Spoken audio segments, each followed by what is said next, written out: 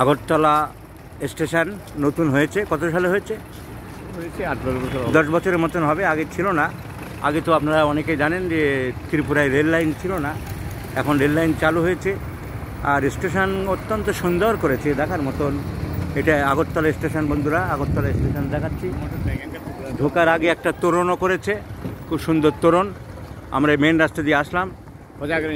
এই আগরতলার যে নৃত্য হয়, কি নৃত্য বলে? হ্যাঁ, উপজাতিদের নৃত্য হয় বিভিন্ন রকম ভঙ্গিমায়। সেই নৃত্যের একটা ছবি দেখেছে, বাহ, পুরো শরীরটাকে বেন্ড করতে পারে, অসাধারণ। এই স্টেশনের সামনে, এটা স্টেশনের সামনে একটা স্ট্যাচু বানিয়েছে, কিভাবে আদিবাসীদের উপজাতিদের নৃত্য হয়।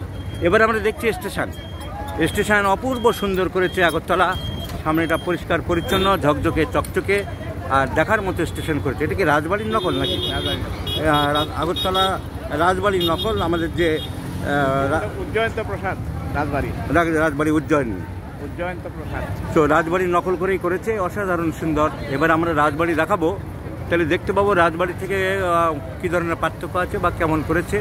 তাহলে আগরতলা স্টেশনটা আমি দেখালাম বন্ধুরা।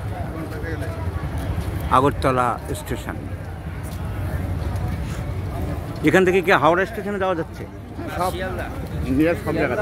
শিয়ালদা। তাহলে শুনছি যে আমাদের ওই কুচবিহার আসামের উপর দিয়ে যেতে হয়, তবে শোনা যাচ্ছে যে বাংলাদেশের ভিতর দিয়ে একটা রুট হবে, চেষ্টা চলছে, বাংলাদেশের ভিতর দিয়ে একটা রুট হবে। তো 1 বছরের মধ্যে চালু হবে। তো বাংলাদেশের ভিতর দিয়ে হলেও মনে হচ্ছে বনগাঁ দিয়েই হবে, কারণ বনগাঁর আগে তো আর নেই, সম্ভব নেই। তো আগরতলা স্টেশন